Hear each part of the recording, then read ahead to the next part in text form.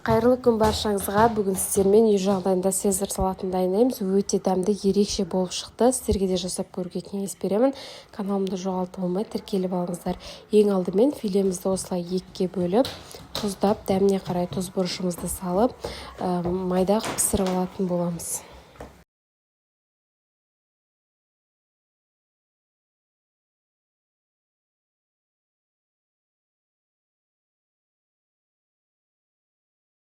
Қызып тұрған майымызға тауықтарымызды салып, оттың астын баяу қойып, 1 сағат көлемінде пісіріп алатын боламыз. Екі жағын жақсылап пісіреміз.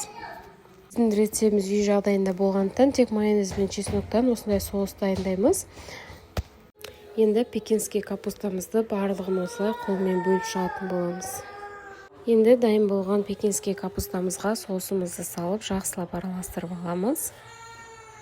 Енді жұмыртқамызды 4-ке бөлінген жұмыртқаларымызды саламыз. Одан кейін чили помидорларымызды ортасынан бөліп шықтым. Барлығын салып, одан кейін кептірілген нанымызды саламыз. Нан мендегі батон нанды өзім духовкада кептіріп алдым. Енді майонез құйып, жақсылап тағы да араластырып аламыз.